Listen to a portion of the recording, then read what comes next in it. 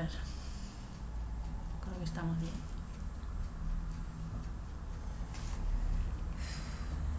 Bueno, voy a leer un capítulo del libro Julian Assange, autobiografía no autorizada. El capítulo Cyberpunk. Cabe aclarar primero que este libro salió técnicamente sin el permiso de Julian. Primero dio 50 horas de entrevista, pero por algún motivo, que al menos yo desconozco, después se arrepintió. Y los de la editorial decidieron sacarlo igual con los escritos el material que tenían hasta ese momento, que Julian considera que eran como bosquejos y que todavía tenía errores y le faltaba mucha edición. Bueno, ellos lo sacaron igual, así que por eso le pusieron también no autorizada. Desde el 2011. Capítulo 5. Cyberpunk. Los miembros de la International Subversiva no eran como los demás hackers. Los había ruidosos. Empecé para el orto, voy a empezar de vuelta. Los miembros de la International Subversiva no eran como los demás hackers. Los había ruidosos, gente que dejaba huellas por todas partes. Nosotros, en cambio, éramos silenciosos y contemplativos. Actuábamos como fantasmas, lanzábamos nuestro hechizo por los reductos del poder. Nos colábamos como si fuésemos ectoplasma por los ojos de las cerraduras y por las ranuras de debajo de las puertas. Hackear era para mí como mirar un cuadro.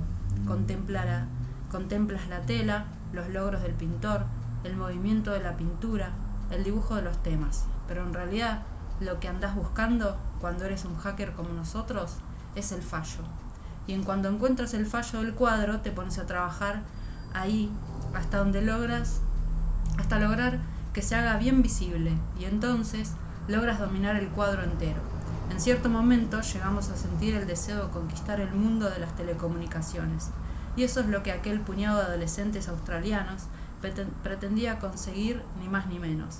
No era una pandilla de personajes de ciencia ficción, ni la suya fue la historia visionaria de un libro de cómics, sino lo que nosotros veíamos como una posibilidad real. Suena ridículo, pero encontramos la forma de localizar los ojos de las cerraduras que nos permitían colarnos y ver directamente el funcionamiento secreto de enormes corporaciones y entidades, e instalarnos otros ojos de cerraduras por nuestra propia cuenta. Así, al final nos dimos cuenta de que íbamos a ser capaces de controlar por completo todos aquellos sistemas. ¿Queríamos desconectar 20.000 líneas telefónicas en Buenos Aires? Hecho. ¿Queríamos que los neoyorquinos pudieran llamar gratis durante una tarde sin ningún motivo especial? Adelante. Pero las apuestas eran muy elevadas. Antes de que ocurriera para mí, fueron muchos los hackers que tuvieron que enfrentarse a un tribunal. La legislación era nueva e iba tomando cuerpo, y nosotros contemplábamos todo aquello conteniendo el aliento y con una autoestima cada vez más firme, aguardando nuestro turno. Nos veíamos a nosotros mismos como unos jóvenes guerrilleros de la defensa de las libertades, atacados por fuerzas que no se enteraban siquiera de qué era lo que estaba en juego. Esa era nuestra opinión acerca de nuestros primeros juicios. Aunque vistos desde otra óptica, la de los australianos que vivían sometidos a la influencia de las grandes corporaciones norteamericanas, o la de los servicios secretos a los que les enloquecía la idea de que hubiera alguien más inteligente que ellos, nosotros éramos unos peligrosos precursores de un nuevo tipo de delincuentes de guante blanco. Todo eso no nos producía más que risa, sin duda debido a la vanidad y el exceso de confianza propio de los jovencitos. Creíamos que los collares estaban hechos para los perros y para los que pensaban que era una buena idea colgarse de una soga. Pero las cosas se estaban poniendo feas. Phoenix, miembro del grupo de Realm, no era amigo mío, pero yo estaba al tanto de sus andanzas, pues era otro hacker de Melbourne, al que habían forzado a salir a la luz atenuada de un cuartito para verse sometido a los focos deslumbrantes de los tribunales. Phoenix era un chico arrogante. Una vez telefoné a un periódico del New York Times y le dijo que su nombre era Dave, y empezó a alardear de los ataques que estaban lanzando los hackers australianos contra los sistemas informáticos de Estados Unidos. El periodista escribió una crónica acerca de esa llamada, y gracias a eso, tanto el supuesto Dave como los demás hackers salieron en la primera página de ese diario. Otros hackers no asomaban nunca la cabeza, pero Phoenix disfrutaba llamando la atención, y terminó mal, haciendo frente a 40 acusaciones por delitos diversos en un caso judicial sobre el que pasaron todo el tiempo las sombras de las presiones norteamericanas. Estuve en el juzgado y permanecí sentado de forma anónima entre el público. Viendo la cara del juez Smith, tuve conciencia de que aquello era una seria amenaza pública y que el honor privado estaba siendo puesto en juego. Pensé que aquel juicio podía convertirse en algo que iba a provocar importantes cambios para nuestra forma de lanzarnos a explorar, y quise estar presente y ver su desarrollo. Al final resultó que la sentencia no supuso ninguna pena de cárcel para Phoenix, y respiré libremente, en la medida en que tal cosa es posible en un juzgado australiano. Cuando Phoenix abandonó el banquillo de los acusados, me acerqué a él para felicitarlo. «Gracias», me dijo. «¿Nos conocemos?» «En cierto modo», dije, «soy Mendax. Voy a hacer lo mismo que tú hiciste, pero iré hasta el final». Cuando eres un hacker, tienes que vivir por encima o por debajo, o por detrás, o en medio o más allá de donde viven tus amigos de la vida cotidiana. No lo digo de manera jactanciosa, ni estoy haciendo tampoco ningún juicio de valor, constato un hecho. Vives al margen de las normas, no solo usando un nom du guerre o un nom du plume, sino oculto tras unas máscaras que a su vez te ocultan bajo otras máscaras, hasta que al final, si eres un poco bueno en esa actividad, dicha actividad se convierte en tu identidad y tus conocimientos se convierten en tu cara. Después de haber pasado mucho tiempo con las computadoras, se produce en cada uno de nosotros una forma de distanciamiento que hace de ti una persona sin hogar, incluso estando en tu propia casa, y acabas viendo que solo eres tú mismo cuando estás con otros que son como tú, gente con nombres supuestos a los que no has visto jamás. Aunque la mayoría de mis colegas hackers vivían en Melbourne o su periferia, al igual que yo, solo coincidía con ellos online, en los sistemas de carteleras informáticas, como si fuesen chats, como Electric Dreams y Megaworks. La primera cartelera virtual que creé por mi cuenta se llamaba Una paranoia simpática, e invité a Prime Suspect y a Trax a frecuentarlo tan a menudo como les fuera posible. En 1990 yo tenía 19 años y nunca había hablado cara a cara con ninguno de ellos, solo de módem a módem, de modo que uno se veía forzado a construir una imagen de la realidad de una persona sin haberse encontrado jamás con ella. Todo esto puede generar mucha paranoia. Puede llevar del secretismo a la exageración y desde luego produce mucha alienación. Sería por tanto justo afirmar que Trax y Prime Suspect eran raros. Yo mismo tenía también una buena cantidad de rarezas, tal como la gente solía decirme al poco rato de tratar conmigo. Pero siempre confié en los instintos de aquellos hackers. Mis interminables viajes a lo largo y ancho del país australiano y de su sistema educativo me habían convertido en un tipo socialmente marginado. Sin embargo, Trax, para mí, un alma gemela, al igual que yo, procedía de una familia pobre pero intelectual. Tanto el padre como la madre hacía poco que habían emigrado de Australia a Australia, y aún hablaban con aquel fuerte acento alemán que a Trax le daba mucha vergüenza, sobre todo de pequeño. Por su parte, Prime Suspect procedía de una familia de clase media alta, y visto superficialmente, era un buen estudiante cuyo destino más inmediato era la universidad, pero Prime Suspect era un chico herido. Lo único que salvó a sus padres de la terrible batalla campal, que era el divorcio hacia el que se encaminaban, fue la muerte de su padre, que falleció de cáncer cuando Prime Suspect tenía solo 8 años. Viuda y con 2 hijos pequeños, su madre se refugió en la amargura y la ira, mientras que Prime Suspect, a su vez, encontró refugio en su cuarto y en su computadora. Éramos todos unos inadaptados, cada uno a su manera, pero esas diferencias se limaban cuando entrábamos en el extraño mundo impersonal del hacker. Tutelados por nosotros mismos y por nuestros colegas, pasamos de ser chiflados que jugaban con la computadora a convertirnos en criptógrafos. Y gracias al contexto que nos ofreció toda aquella cultura internacional de los hackers, llegamos a saber que la criptografía podía contribuir de forma muy seria a provocar cambios políticos, y éramos cyberpunks. Este movimiento tuvo su origen en 1992 y apenas si lo cohesionaban una lista de correos y un punto de encuentro virtual en el que nos lanzábamos a discutir de política, filosofía y matemáticas. Nunca hubo más de 1000 suscriptores, pero bastó ese número para poner los cimientos sobre los que se basó el camino seguido luego para la criptografía. Todas las batallas posteriores sobre la privacidad siguieron al sendero trazado entonces por aquel grupo.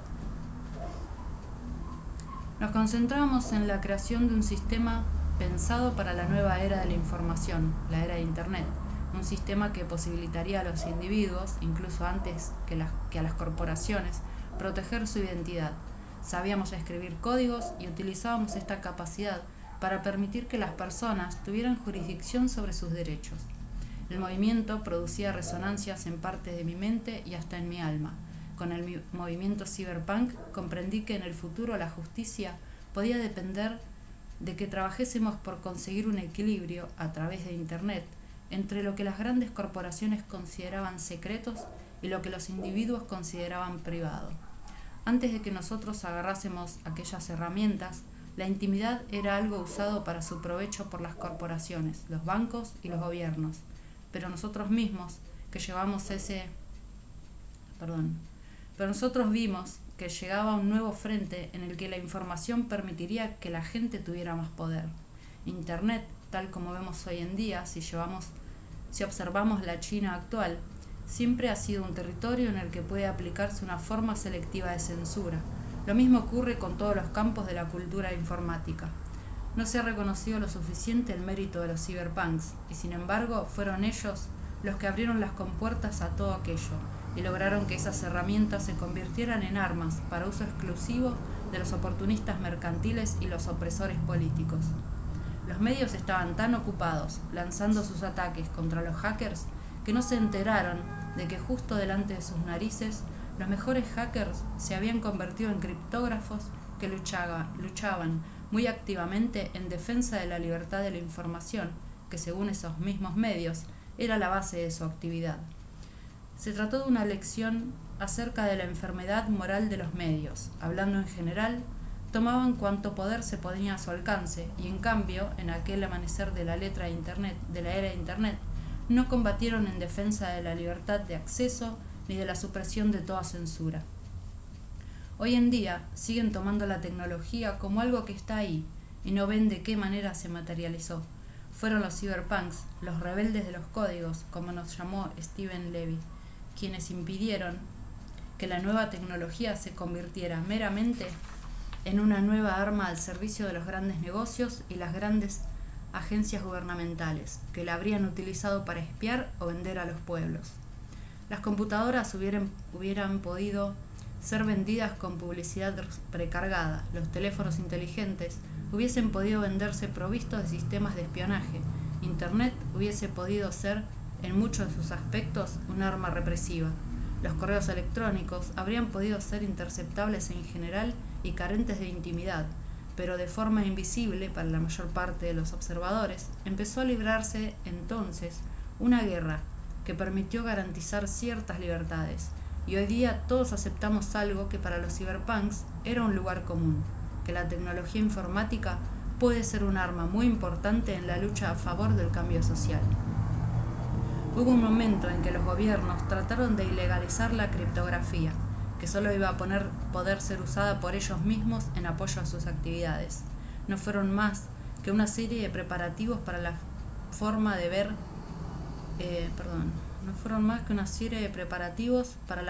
ver Wikileaks que tienen muchos gobiernos. Tratan de controlar la tecnología para que solo sirva a sus propios intereses, pero eso supone olvidar las libertades inscriptas en esa tecnología. Nosotros luchamos en presente por defenderlas, para que los grandes organismos no puedan disponer de los datos para sus propios fines. Luchábamos por eso y los combates actuales tienen que ver también con eso. Para algunos miembros de los movimientos libertarios se trataba solo de un combate de defensa de la intimidad entendida como una mera libertad capitalista, el derecho a librarse de unos gobiernos demasiado grandes. Pero como en este libro es mi libro, voy a contar qué es lo que esa lucha significa para mí.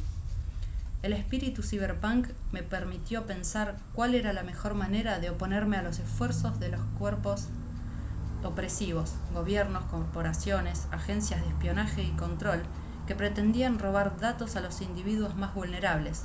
Es frecuente que los regímenes políticos busquen el modo de controlar los datos y que mediante ese control traten de hacer daño a la gente o provocar su silencio mediante el miedo.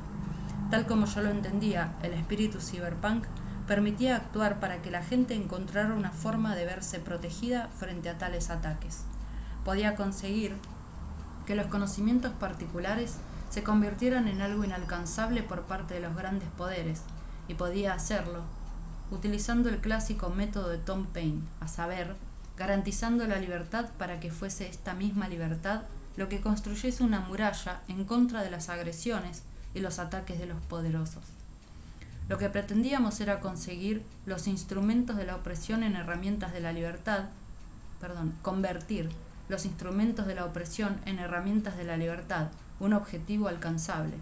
Unos años después, en 1997, creé una herramienta nueva que bauticé con el nombre de Rubber Hose, gracias a la cual resultaba factible ocultar datos encriptados detrás de muchas capas de datos falsos, de forma que una sola contraseña no bastará jamás para abrir el camino que conduce hacia la información más delicada acerca de una persona. De esta manera, los datos acaban siendo esencialmente inalcanzables, a no ser que la persona acerca de la cual esos datos contienen información desee hacer el esfuerzo necesario para revelarlos. Lo que esta herramienta conseguía no era solo encriptar datos, sino además esconderlos. Se trataba básicamente de aplicar la teoría de los juegos con esta finalidad. Pensando en el bien común de todas las personas, traté de quebrar el poder de los interrogadores, haciendo que estos no estuvieran nunca absolutamente seguros de si habían roto o no el último sello que guardaba los datos confidenciales. Debo añadir que fundamos Wikileaks partiendo de la idea de que la presencia misma de las fuentes resultaría imposible de verificar hasta el infinito. Así, imaginé que un día esta tecnología permitiría que la gente hablase libremente, incluso cuando las fuerzas más poderosas amenazaran con castigar a quienes lo hicieran. Los cyberpunks lo hicieron posible porque desde el primer día se pusieron a discutir todos los tratados y las leyes que se oponían al derecho de encriptar datos. Pero me he adelantado a los acontecimientos. En aquella época, nuestros problemas incluían ciertos asuntos relativos a los derechos constitucionales. En cierto momento, a comienzos de los 90, el gobierno norteamericano trató de argumentar que un disquete cargado con información codificada debía ser considerado como una munición.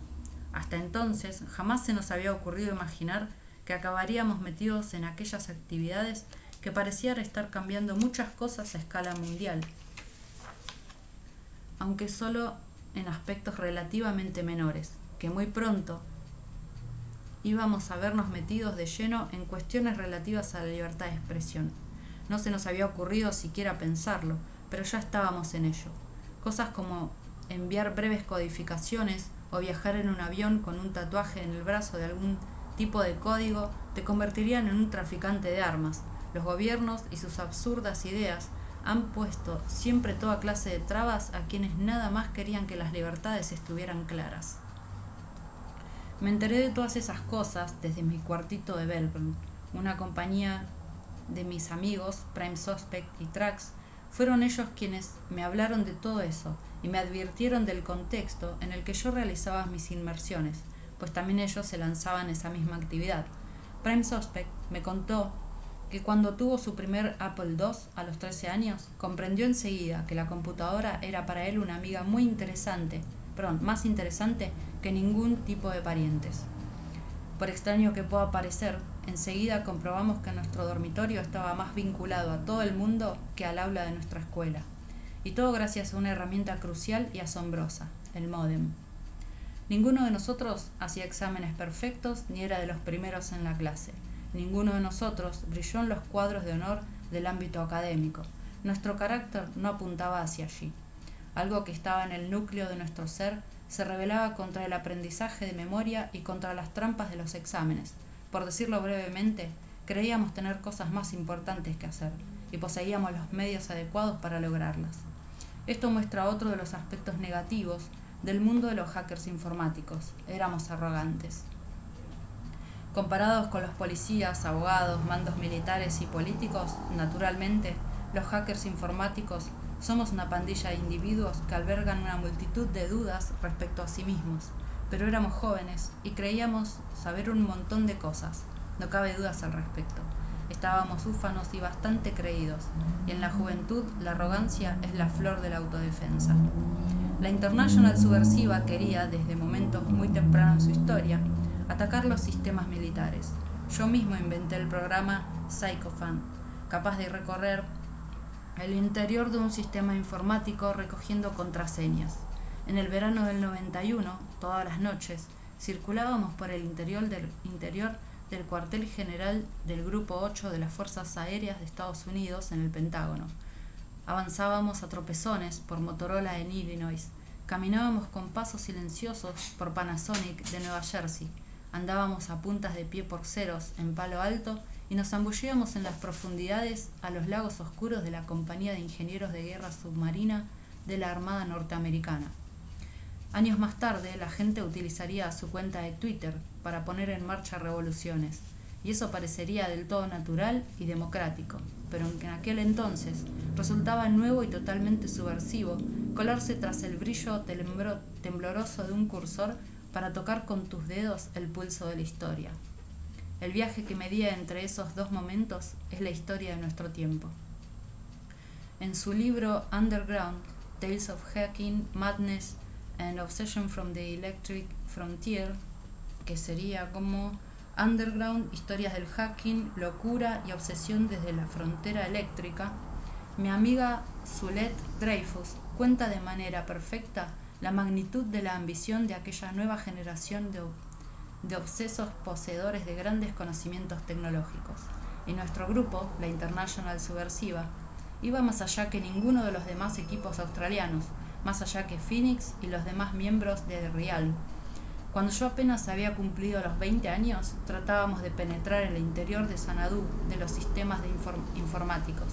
La computadora del NIC, del Network Information Center, Centro de Redes e Información, del Departamento de Defensa de Estados Unidos, oculto bajo mi seudónimo de Mendax, trabajé codo a codo con Prime Suspect. Así lo cuenta Silhouette en su libro. Mientras ambos hackers charlaban amistosamente cierta noche a través de una computadora en la Universidad de Melbourne, Prime Suspect avanzaba con pasos silenciosos en otra pantalla, desde la que se trataba de colar en el NIC, un sistema de defensa del Departamento de Defensa norteamericano que estaba estrechamente vinculado al NIC. El hacker creía que el otro sistema y el NIC confiaban el uno al otro, y él pensaba que iba a poder explotar esa confianza mutua para penetrar en el NIC, y el NIC lo hacía todo. NIC asignaba nombres de dominio, los .com o .net al final de las direcciones de correo electrónico para todo Internet. NIC controlaba además la red interna de defensa de datos del Ejército de Estados Unidos, el sistema conocido como MILNET.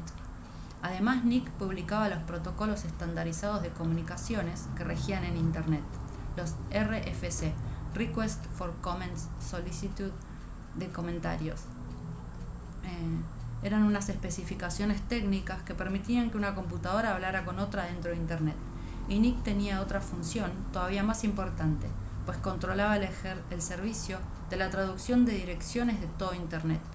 Cada vez que alguien se conecta a través de Internet con otra página, lo hace tecleando el nombre de esa página. Por ejemplo, teclea los signos ariel.unilev.edu.au en la dirección de la Universidad de Melbourne. Luego la computadora traduce ese nombre alfabético y lo convierte en una dirección numérica, la dirección IP.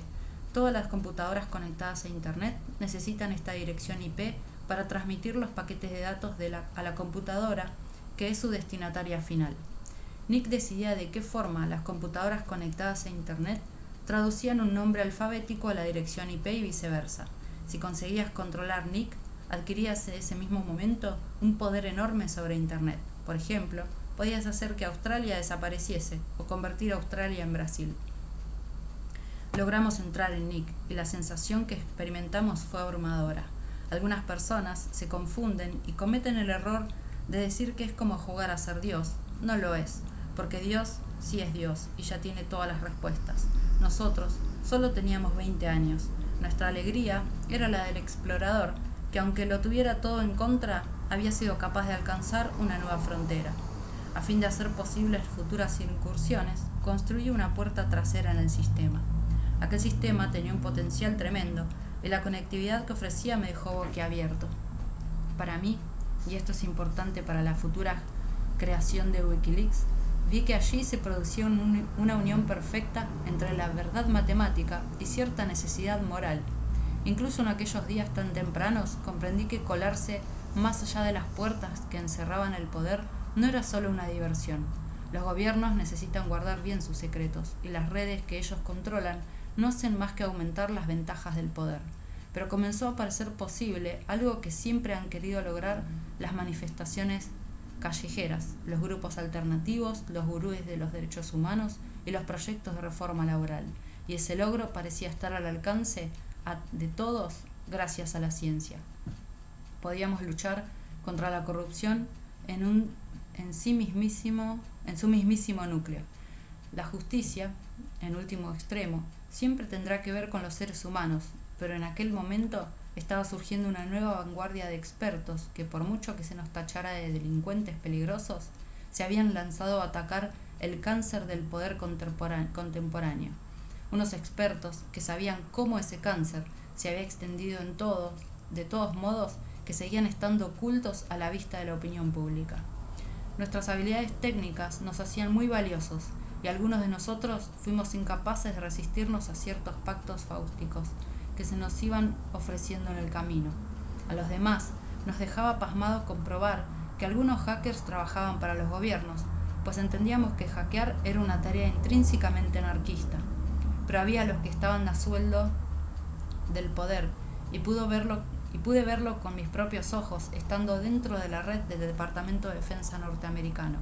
Hackeaban las máquinas del propio departamento para hacer prácticas y sin duda hackeaban computadoras de todo el mundo y actuaban así porque entendían que de este modo defendían los intereses de Estados Unidos. Nosotros éramos cazadores de tesoros a los que solo animaba un espíritu ético y nos vimos en el interior mismo de un laberinto de poder, corrupción y mentiras, a sabiendas siempre de que si nos atraparan, seríamos nosotros los acusados de corrupción. Formábamos un equipo de 3, Prime Suspect, Trax, que era el mejor freaker de Australia, y yo. Fue él quien escribió el libro sobre cómo controlar y manipular las centrales telefónicas. Supongo que éramos anarcos, no tanto por convicciones políticas como por temperamento. Comenzamos actuando así, por mera diversión, y terminamos queriendo cambiar el mundo. Poco a poco, fuimos comprendiendo que la criptografía era una idea libertadora que permitiría a los individuos se enfrentasen con los gobiernos, con gobiernos enteros, con gobernantes, y ahora que ya era posible que los ciudadanos opusieran resistencia a los más grandes poderes. Nuestros temperamentos seguían una atracción irresistible por la idea de libertad heredada de la Ilustración, y sentíamos que formábamos parte de la vanguardia tecnológica. Hubo muchos matemáticos que trabajaron junto a los cyberpunks. Timothy May redactó el manifiesto criptoanarquista, y John Gilmore fue otro de los padres fundadores del grupo. Estos tipos fueron pioneros de la industria de la tecnología de la información, IT. Gilmore fue el 5º empleado de Sun Microsystems. Él y May ganaron dinero y se largaron del mundo empresarial a fin de centrar sus esfuerzos en la puesta en práctica de sus ideales de liberación con la ayuda de las matemáticas y la criptografía. Por ejemplo, se les ocurrió buscar el modo de crear una nueva moneda digital, dinero digital para reemplazar al patrón oro. La idea era hacer que las transacciones financieras fueran más transparentes y que ningún gobierno pudiera seguir su pista.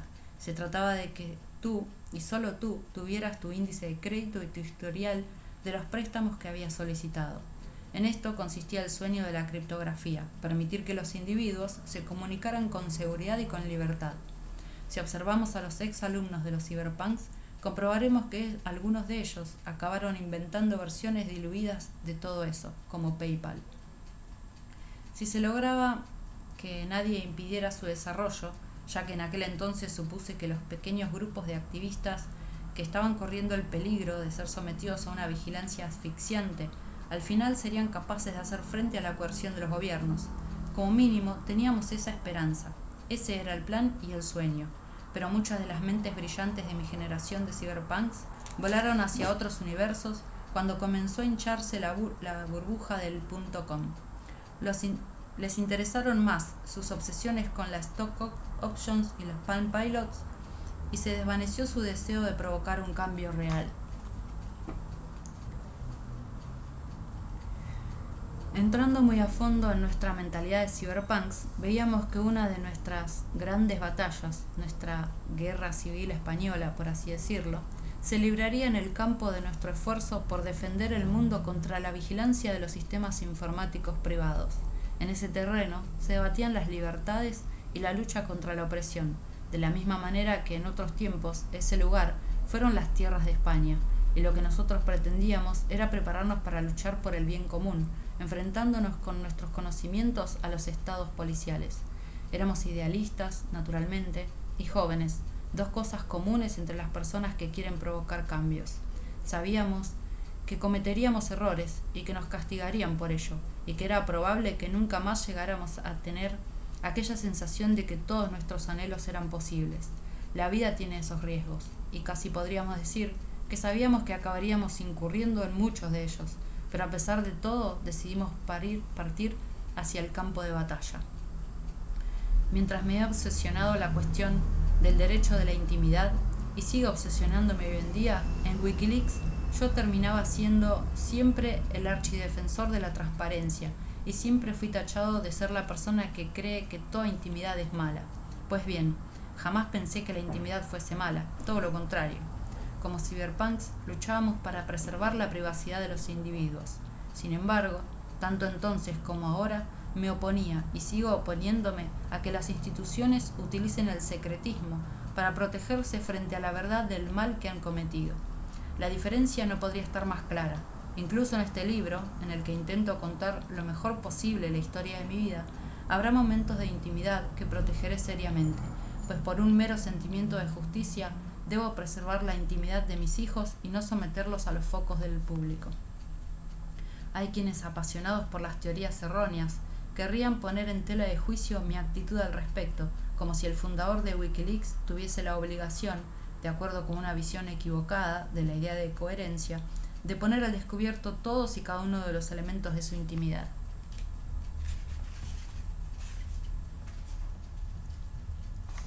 No pienso hacer caso de quienes sostienen esa clase de fantasías. No voy a jugar a ese juego, y en cambio trataré de ser lo más abierto posible en todos los asuntos que tengan verdadera importancia. Lo digo porque a estas alturas de mi vida, en la que estoy refiriéndome en este capítulo, tuve un hijo con la mujer con quien vivía. Ese hijo se llama Daniel. Es una muy buena persona y yo he tratado de ser buen padre para él. Lo tuvimos siendo muy jóvenes, y más tarde su madre y yo tuvimos peleados durante mucho tiempo, porque no estábamos de acuerdo en cuál era el modo de cuidarlo mejor. Por eso es todo lo que diré, pero eso es todo lo que diré. Fueron tiempos difíciles, hubo una batalla por la custodia del chico y nadie podía extraer grandes principios de la historia de esa lucha. Este libro trata de mi vida como periodista y como combatiente a favor de las libertades. Mis hijos no forman parte de esa historia y no voy a decir casi nada acerca de ellos. Está Daniel y hay además otros hijos que nacieron de personas a las que yo quería.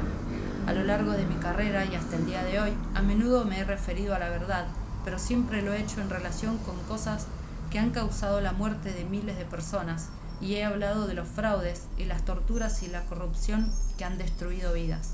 Pese a los deseos que manifestaban ciertos defensores de la teoría de los errores, no puedo insultar a todas esas víctimas de los abusos del poder, poniendo en un mismo nivel su verdad y mis propias preocupaciones personales, todas ellas de menor relevancia. Quiero revelar en estas páginas cómo creció mi pensamiento, cómo fueron desarrollándose mis actitudes, mi sensibilidad y mi plan. Contaré la historia de las graves acusaciones que han lanzado contra mí, pero no diré nada de asuntos que solo conciernen a mi familia y que no contribuirían al que el lector comprendiese Mejor el viaje personal que me condujo a fundar Wikileaks. Lo mío son las revelaciones, no los chismes. Vuelvo a donde lo dejé.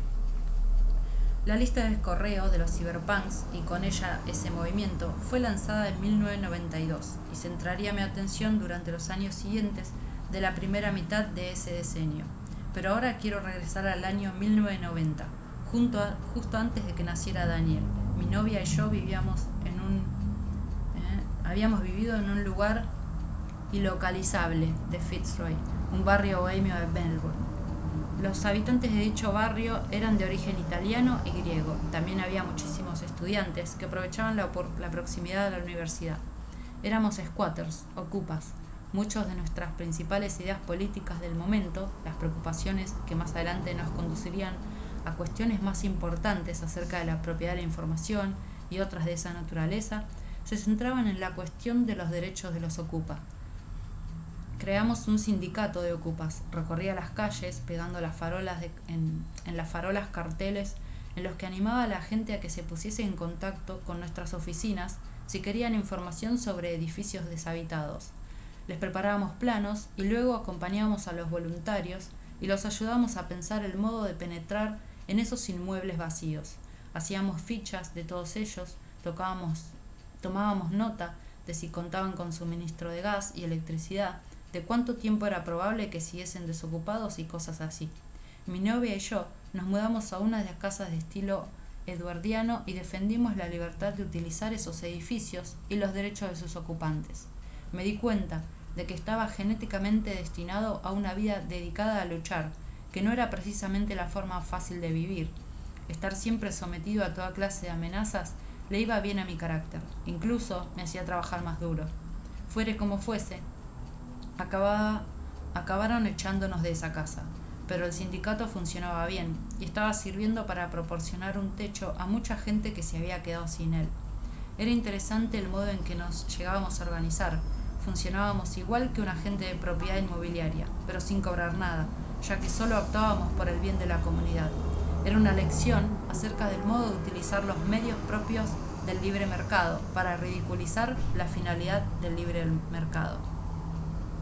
La incertidumbre que rodeaba nuestra vida cotidiana, nuestra casa, las conexiones de gas y electricidad, etc., tenía un reflejo equivalente en nuestras actividades nocturnas.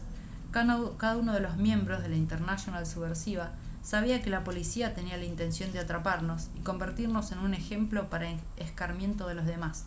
Las redes de investigación y universidades estaban colaborando con la Policía Federal Australiana en un intento por atraparnos, pero nosotros habíamos logrado introducirnos en el sistema para averiguar si estaban o no muy cerca de nuestra pista. Nuestro principal perseguidor del cuerpo de la policía tenía un nombre que conocíamos, era el sargento Ken Day, y nuestras actividades se habían convertido para él en su principal obsesión. En aquellos momentos, él no era para nosotros más que un nombre, aunque más adelante, cuando nos detuvieron, como consecuencia de su trabajo, acabamos conociendo una persona. Una de las ironías de mi vida fue que Ken Day acabaría siendo uno de los defensores de Wikileaks en la prensa australiana. Visitábamos los sistemas informáticos, aprendíamos de ellos, pero como hackers también competíamos mucho entre nosotros, ya que cada uno quería ser el primero. Trabajé duramente para crear troyanos, métodos que permitían hacerle trampas a los sistemas para convencerlos de que te dejaran entrar creyendo que eras un usuario legítimo, con lo cual lograbas que te confiaran sus secretos. No era más que una magnífica diversión, muy limpia, solo que en la clase de diversión que lo que serían las autoridades. Básicamente, nos convertiríamos en personas que adquieren el poder equivalente al de los administradores de los sistemas en algunas de las redes más potentes. La red se cerró sobre nosotros en torno a nuestra entrada al Nortel, el sistema ya mencionado de la empresa canadiense de telecomunicaciones, cuya red se extendía por el mundo entero. Había sido uno de los principales territorios que conseguimos explorar. En la red de Nortel había más de 11.000 computadoras y tras mucho pelear logramos tener acceso a muchas de ellas. Desde Melbourne logré introducirme y dominar o secuestrar 40 computadoras situadas en Canadá, con la intención de bombardear Nortel para averiguar cuáles eran sus contraseñas. Gracias a un programa que diseñé, podría lanzar 40.000 intentos de adivinar contraseñas por segundo. Al final conseguimos entrar y fue como pasear por la Capilla Sixtina a medianoche. Allí podías contemplar toda la tecnología, todas las pruebas de la civilización, tomar nota de sus métodos, de sus costumbres, de los rincones en los que se celebraban sus liturgias, sus misterios. Logramos obtener un control radical del sistema y hubiéramos podido perfectamente hacer transferencias de dinero o vender sus secretos mercantiles, pero no hicimos nada de eso. Prime Suspect, Trax y yo hubiésemos considerado que esa clase de actividades eran una auténtica bajeza. Nosotros estábamos por encima de esa porquería, solo queríamos dominar el sistema y seguir adelante. Una noche...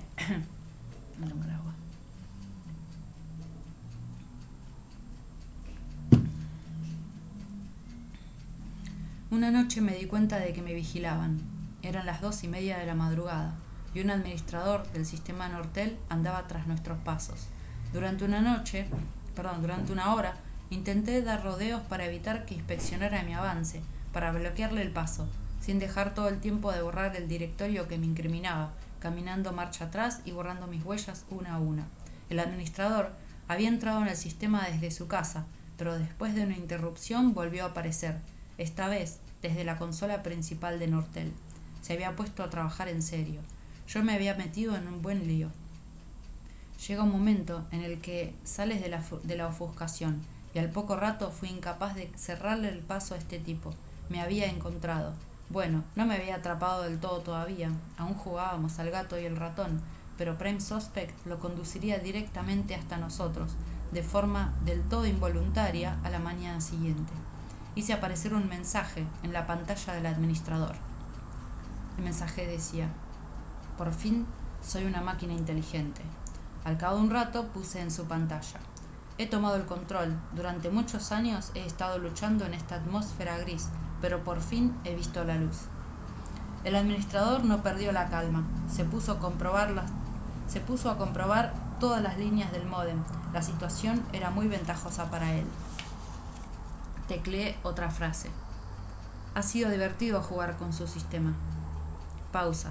Nada. Pausa. Como una versión cibernética de una obra de Pinter. Tecleé de nuevo. No hemos causado ningún destrozo e incluso hemos mejorado algunas cositas. Por favor, no llame a la Policía Federal Australiana. Durante años habíamos actuado como Houdini e inventamos formas de mejorar nuestras vías de escapatoria. Cuando nuestros módems recibían llamadas que pretendían localizarnos, quedaban interrumpidas muy pronto. Teníamos dominado el control de las líneas telefónicas australianas y nadie podía atraparnos. Después de aquel día, los federales consiguieron seguir la pista de la línea telefónica a partir de Nortel e intervinieron el teléfono de Prime Suspect. Él los condujo hasta Trax y a través de Trax llegaron a mí. Los federales estaban escuchándonos, oían nuestras conversaciones, observaban nuestros movimientos. Lo llamaron Operación Clima. Nos dimos cuenta por fin de que nuestro tiempo de aventuras secretas se había terminado. Trax se puso nerviosísimo y habló con la policía. Los agentes fueron a casa de Prime Suspect el 29 de octubre y se lo llevaron detenido en mitad de una fiesta. La partida se había terminado, o mejor dicho, ahí empezó por mí la partida de verdad. Cuando llegaron me encontraron solo y triste. Mi mujer y mi hijo acababan de irse y yo había llegado al extremo de la cuerda. Los disquetes se encontraban esparcidos por encima de la mesa de la computadora. La casa ocupada donde vivíamos estaba hecha un asco, y yo me había tumbado en el sofá, leyendo cartas que George Jackson escribió desde la cárcel durante la temporada en la que las autoridades norteamericanas se divirtieron metiéndolo en los calabozos más duros. Yo estaba destrozado. Me llegaba desde los altavoces estéreos el sonido de una llamada telefónica fallida, pero no le presté mucha atención. Esa noche, a las 11:30, sonó un golpe en la puerta y vi sombras que se movían en el exterior. Los agentes de policía anunciaron que eran ellos y me puse a pensar en todas las veces en que había soñado que entraban en mi casa. Abrí la puerta y encontré una docena de agentes federales con equipo de asalto. El agente que se encontraba al frente del grupo me miró a los ojos. Tenía una expresión que decía que siempre había estado seguro de que un día me iba a encontrar. En ese instante recordé que los disquetes con el material del Pentágono no estaban escondidos en el panal, sino encima de la mesa, a la vista de las policías. «Soy Ken Day», dijo el jefe de federales. «Me parece que usted estaba esperándome».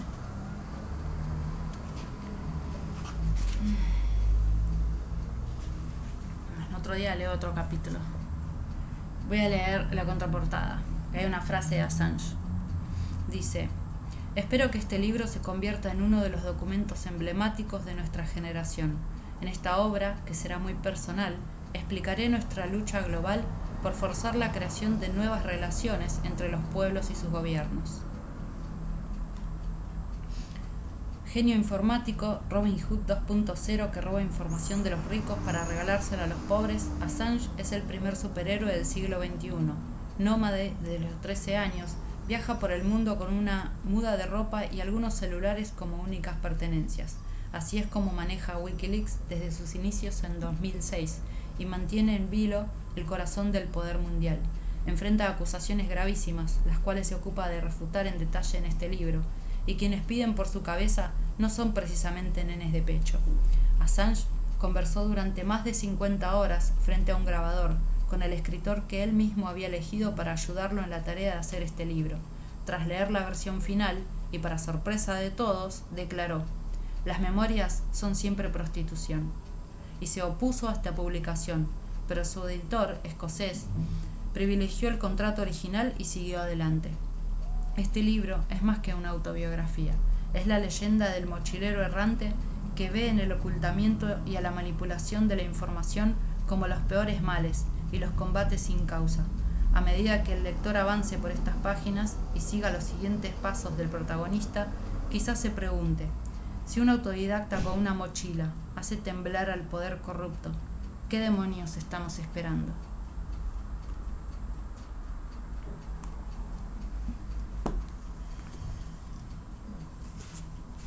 Me olvidé de poner la portada hoy. A ver si se ve. Ahí está. Y a este propósito les quiero recomendar un canal, porque este libro es viejo. Si bien el espíritu se mantiene, es bueno estar actualizado. Y hay un canal que les quiero recomendar que es argentino, y hay hackers, biohackers más específicamente, que se ocupan de las cuestiones que hoy son decisivas para la vida de todos. Se los voy a dejar en la info.